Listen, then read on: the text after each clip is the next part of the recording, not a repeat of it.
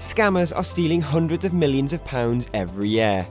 They bombard us with fraudulent texts, emails and calls. And what's more, their tactics are getting increasingly sinister.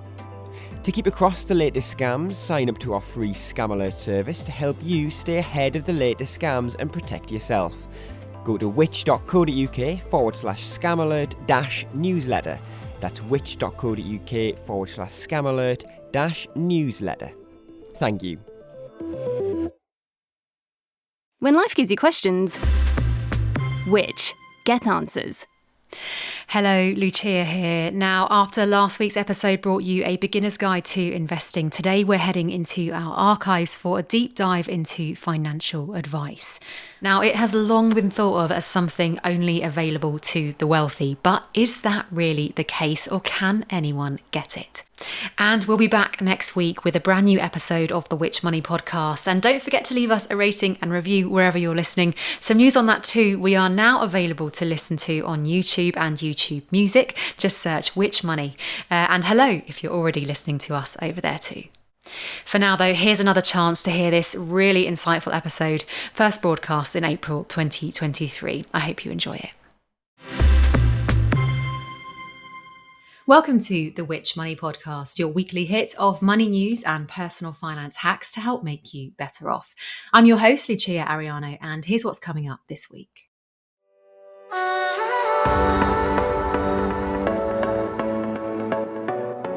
The key thing to remember is that financial advice can make you money, whether it's because you get better investments than you would have picked yourself, or because they properly insure you in case things go wrong. I suppose it's whether you consider it to be a hobby or whether you want a proper plan, really. It can be very confusing. And of course, people might have a burst of energy where they think, right, I'm going to sort out my pension, whatever it is. But unless someone's there to actually say, right, do this and now do that, and oh, don't worry about that question, but you do need to look at this bit of the form, then it can get overwhelming quite quickly. Today's show is centred around the question, have you spoken to a financial advisor? Because the truth is, not many of us have, myself included. It's something that's often seen as being exclusively for the super wealthy. But could this be changing? Well, this week we have a mammoth episode for you on financial advice. We'll be discussing the things preventing consumers from accessing advisors and the key questions you might have around when you need to get one, the benefits of doing so, and how to find one. And for this, I'm joined by two brilliant guests, the Deputy Editor of Which Money, Sam Richardson, and Olivia Bowen, Partner in Financial Advice at UK firm Castlefield. Thank you both so much for joining us today. Hi, Lucia. Hello, thank you for inviting me. You're so welcome. Well, first things first then, I think I'm probably in the same boat here as many of our listeners in that I've never talked to a financial advisor. But I know from our conversation before today's show that you have, Sam, and before we hear the wealth of expertise from you, Olivia, on the benefits of speaking to an advisor and how they can help, I think your experience, Sam, might be a good place to start, just to get an idea of how it works in practice and what it's been like for you. Yeah, it's really interesting. I obviously consider myself a bit of a finance know-it-all, given my job. So I was a bit nervous about meeting an actual financial advisor because they might call me out a little bit. So it was very interesting. It wasn't just about, picking investments, like actually what do we invest the money in? It was very holistic. My financial advisor, he was asking, about my savings, my life goals, what I intend to be doing in a few years. Am I going to have kids? All these kind of deep questions that I'd not really thought of. And then really planning out my financial future, showing all these graphs about how much I'd have when I retire. So it was really interesting to get that kind of attention for all of my finances and not just, which fund should we invest in. Well, the elephant in the room here is the cost of using a financial advisor, and we'll be unpacking this as we go through the show and perhaps how the perception is changing. But first, can we hear a few more details about how it all works? So, Olivia, let's get into the shoes of someone wondering if they need financial advice. Broadly speaking, then, what is it for? Yes, so I would say most people are planning for their eventual retirement, but there are many ways of going about that, and lots of sort of shoot-off pieces of work that we can do for people. But I would say that's the core of what we do. So really, we say that we're there to help if people don't have the time, skills or inclination to do their own financial planning. So it is a complex area, but it's not rocket science. So in theory, if you're good with a spreadsheet, you're comfortable with numbers, you're interested in it and you have the time, then in theory, you could do it yourself.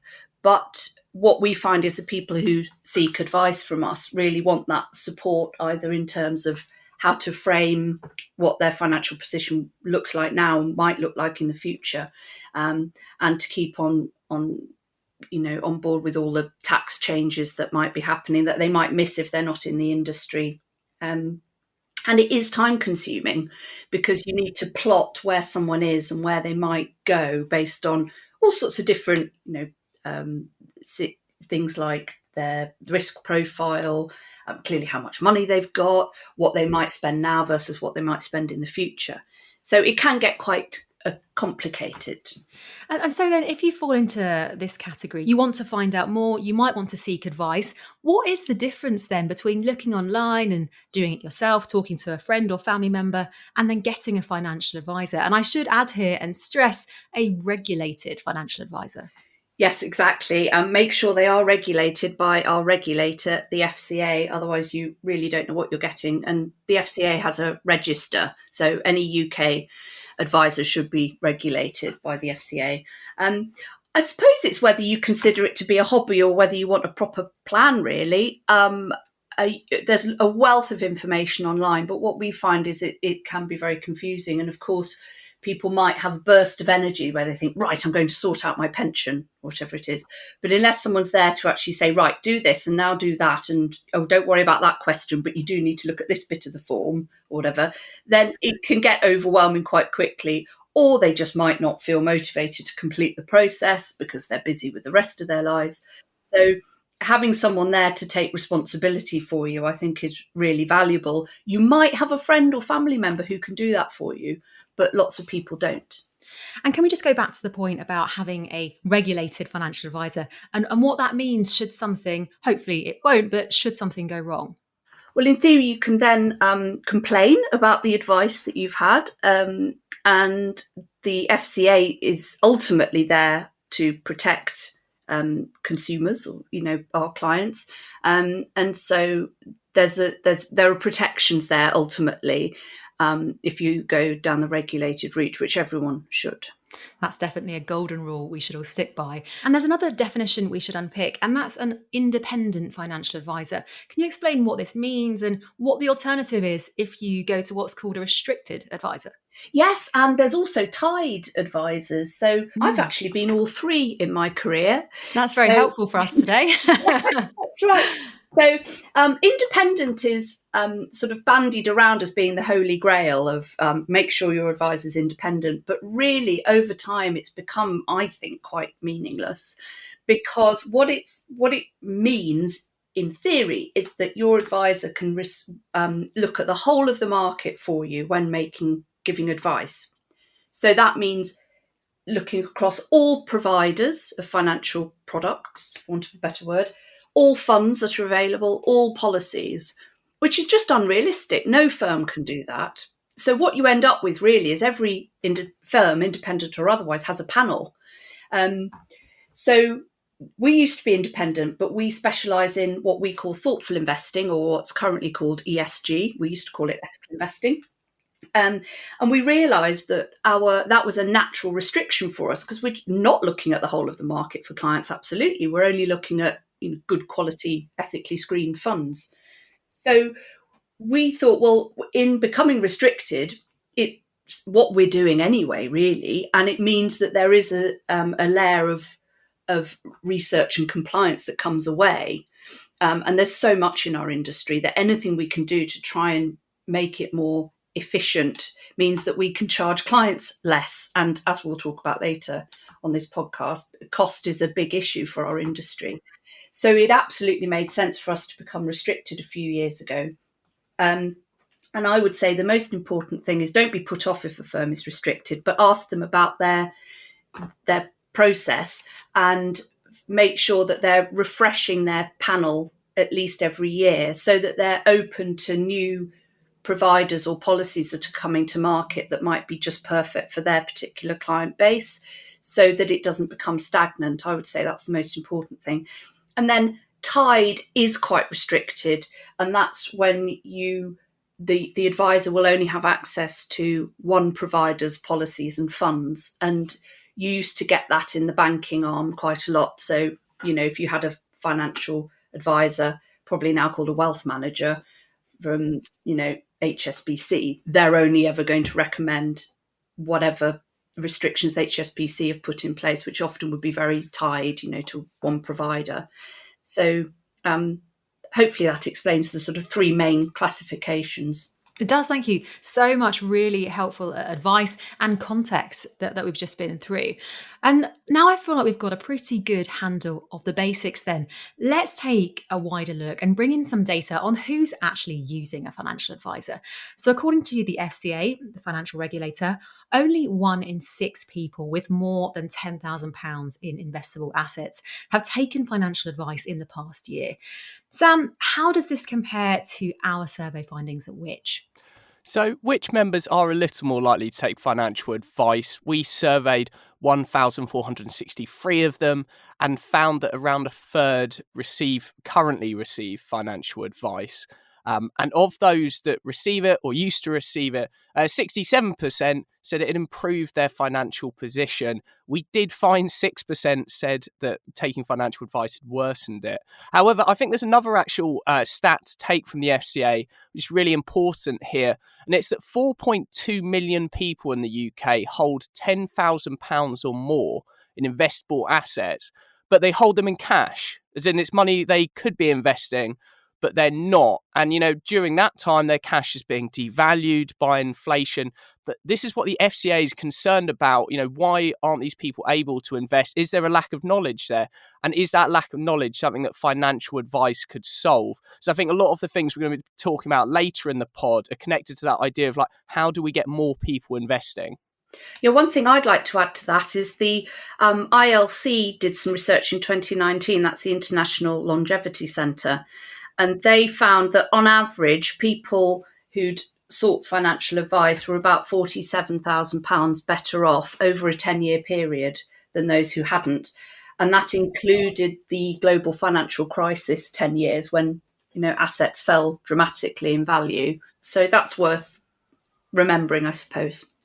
So if in the majority of cases then seeking financial advice seems to be worthwhile, why don't more of us do it? And this is the bit where we can finally bring in costs, because as I mentioned earlier, it's thought that it comes with a hefty price tag, that it's for the wealthy. Sam, is it? Well, the answer is it depends. I don't think it's for the very wealthy, if that's what people are imagining. I think what you need is to have enough money that you've, say, got a rainy day fund, which we usually say is 3 months worth of expenses or 6 months if you're retired, and then have enough extra money that you're kind of willing to invest, willing to, say, put away for the long term. Then it kind of makes more sense to get financial advice. And the first thing to note is that advice is actually usually paid by selling a proportion of your investment. So the advisor, say, will charge a percentage, kind of 2.4% is often cited as the average. And each year they sell a little bit of your investments to take kind of their fee, as opposed to you having to get out the credit card in their office. However, upfront payments do exist. They are one option, and some people like them, but we'll get into that later. That said, the amounts involved with financial advice can look very intimidating. We went to Vouched For, which is a comparison site effectively for financial advisors, asked them to give us some average figures. The fee for creating a financial plan involving £100,000 worth of investments and receiving ongoing advice for it for 5 years, that added up to over £7,500 in total. So yes, that is a lot of money. However, you're investing £100,000, so you've got to see it in that kind of wider context.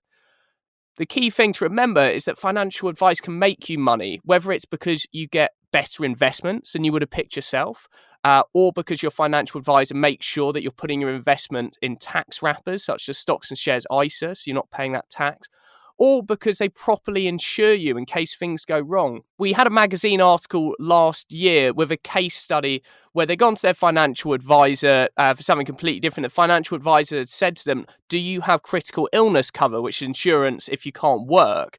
And the person was like, no, didn't think I need it, not that old, in fairly good health. And then actually later they got very, very sick.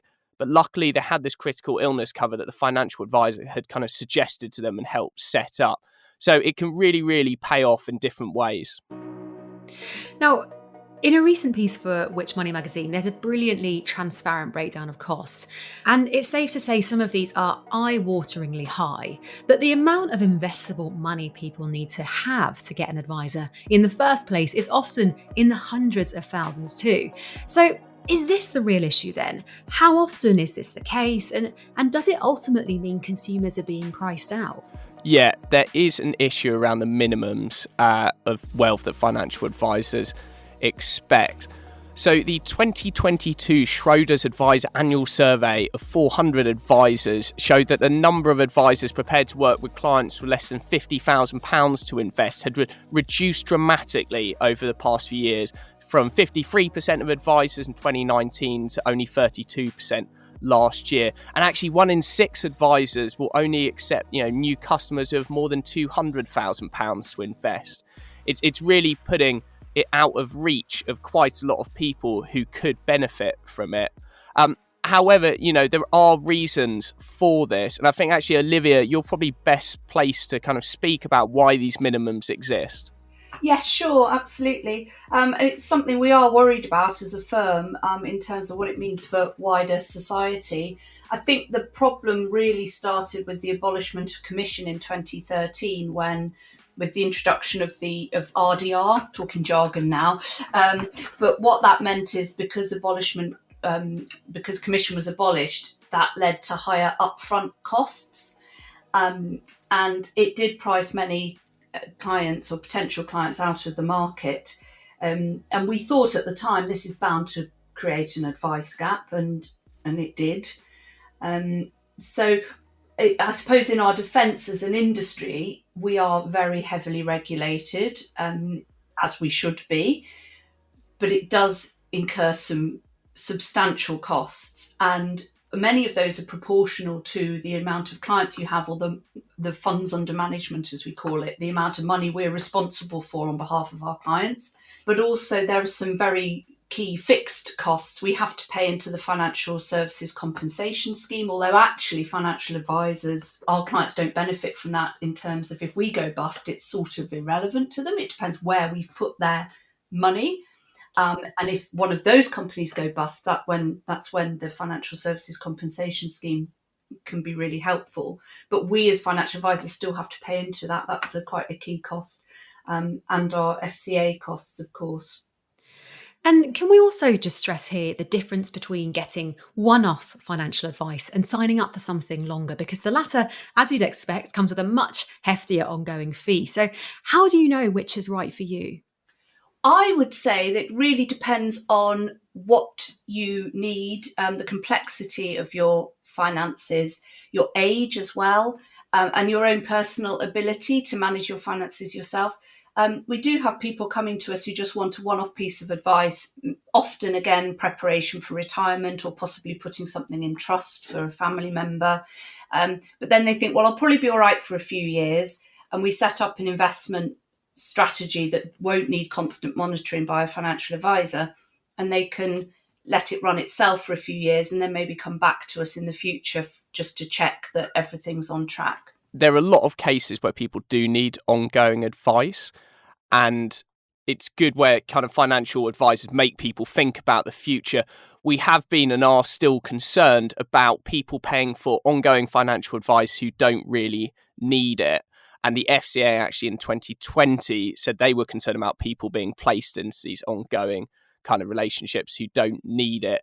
We have heard cases where people have really not heard much from their advisor after that first year. So I think it's important to, if the advisor is telling you, to set up an ongoing thing, to understand why that is, to understand the value that you'll get out of it, or whether actually you really just need that one-time service perhaps paying a one-off fee, and then you can just walk away. So can we talk then about the more affordable routes to advice, if there is such a thing? Now, so-called robo-advisors, could these be the answer to making it more accessible? How do they work, and how do they compare to traditional advice? Robo-advisor is quite an infuriating term in that it means pretty much what you want it to mean. The way that we use it in Which Money magazine is to refer to online investment platforms. These are places that you can buy and sell investments in online, but ones that will pick investments for you. So they're mainly automated, hence the robo bit, not entirely. But they pick investments by asking you to do a questionnaire. I've done one myself. There's a lot of questions like, why are you investing? How would you feel if the value of your investments dropped 20%? They take your answers and use that to kind of pick a portfolio of funds for you. So in that way, they do, give an element of financial advice in the picking investments, but they're not holistic. They won't advise you on your tax situations, your savings, or any insurance you have. So they're not, perfect in that sense. The other thing is, I think a few years ago, people thought that robo-advisors would be kind of really popular and they would fill that advice gap that we mentioned earlier.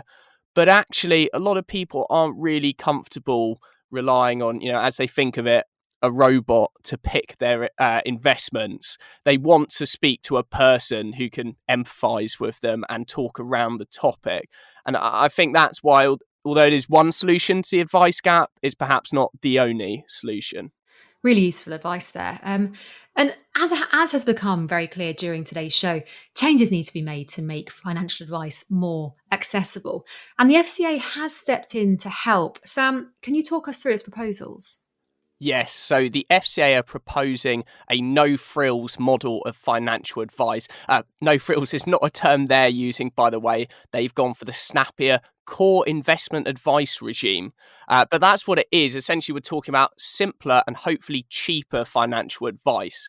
So you'll only be able to get this sort of financial advice if you're opening a new stocks and shares ISA, which also limits you in how much you're investing. You can only put in up to £20,000 into ISAs per year. That's your annual allowance. And so this advice is likely to be an advisor helping you pick what goes into that stocks and shares ISAs, perhaps the funds and stocks you should be putting in there. It will hopefully be cheaper because advisors won't have to do the same level of fact find on you, on your objectives, risk appetite, etc. And advisors would be allowed to hold slightly lower qualifications, although still, quite a lot of qualifications in order to provide this service. Saying that, there's no cap on charges for the new core investment advice regime. So you'll still need to understand, what you're paying and potentially look at getting quotes from other advisors before committing. So can you give us a kind of ballpark figure or percentage that listeners could expect to pay? Yes, in the kind of vaguest terms. So earlier when we were talking about financial advice costs, we were talking about costs in the many thousands of pounds here, albeit we're talking about investing much higher amounts. But if we're only talking about investing £20,000 into stocks and shares ISA, which is fairly straightforward, you should really be looking to pay in the very low hundreds of pounds. It shouldn't be more than that, because otherwise, the percentage of the money you're investing that you're paying in fees is suddenly getting very, very high. And Olivia, how has Castlefield responded to the proposals? What are your thoughts for how it will affect business, and to what extent it will make advice more accessible and close the so-called advice gap? Well, it's too early to say, really. It feels very embryonic at the moment. We're not really sure how it's going to play out. My initial thoughts are it's kind of too simplistic, really. There's no mention of pensions, protection. Again, we're just so tuned into the holistic plan for clients that we can't ignore all the other areas that a client may need.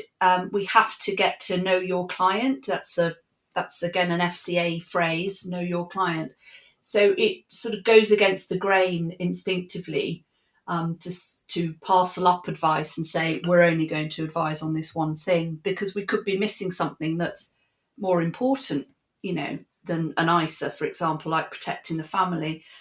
So I think we would, as a firm, struggle with it. But I'm all for having ways to get more young people into providing financial advice. And so it is useful when there are routes for younger, less experienced members of the team to sort of cut their teeth in giving financial advice. Firms aren't going to be required to offer this sort of simplified advice. It's going to be a choice. There is, an open question there. Will any financial advisors actually want to offer this service? Will it be worth their while?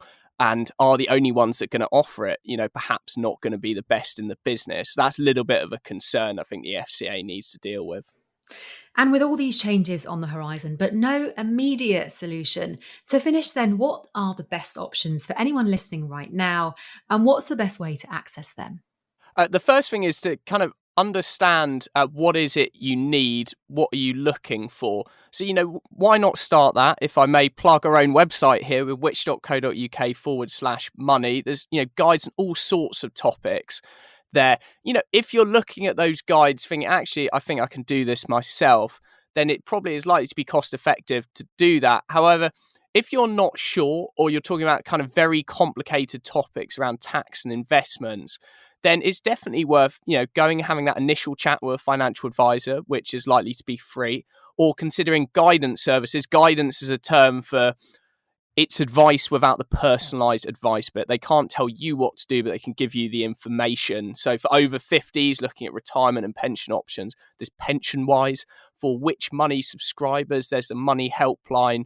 And again, it is possible that conversations with those guidance services will actually make you think, no, I need that personalised, holistic advice. And that, I think, for me, is when I would turn to an advisor and be, I need your help. On which note, Olivia, I need your help. Well, I would say, yes. I mean, the Which Money website is brilliant. I use it as well. So the how much will you need to retire research that you did, I show that to clients all the time, because I get them to do a personalised spreadsheet for how much they think they're going to need in retirement. But that article gives brilliant context about generally how much people need in the UK these days. And again, that's really reassuring for people and gives them some sense of what they should expect, So yes, I'd say have a look at the Which Money website. Also, and again, speaking as a ESG specialist, environmental, social and governance factors, the UCSIF, or UK Sustainable Investment and Finance Association, has financial advisors on their website that, again, specialise in thoughtful investing, ethical investing. So that might be of interest to some of your listeners. Good with Money is a really good financial publication. So you can get their emails and look online. They're very active on LinkedIn and everything else, and Twitter. So I'd point you in their direction as well for sort of top tips. A huge thank you to Sam and Olivia for coming on the show today, and to you for listening to this week's episode of the Which Money podcast. If you enjoyed today's show, please do hit subscribe to make sure you catch us again next week. For more money news and advice, find us on social media at Which Money and online at which.co.uk/money. And we also have a free money newsletter, which is delivered to your inbox every Monday. To sign up, visit which.co.uk/money newsletter.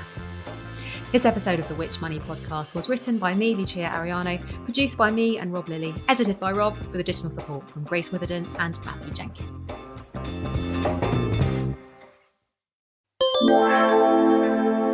It's Grace here to tell you all about our new podcast at Which. It's called Get Answers, and you can listen now on whatever platform you like.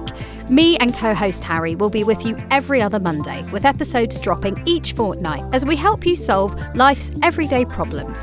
Whether it's getting the most from your weekly shop, finding travel hacks to save on your family holiday, or simply learning the tricks that make your everyday life easier. And we'll be joined by the very best experts too. Just search Get Answers and subscribe so that you can catch our episodes as soon as they drop.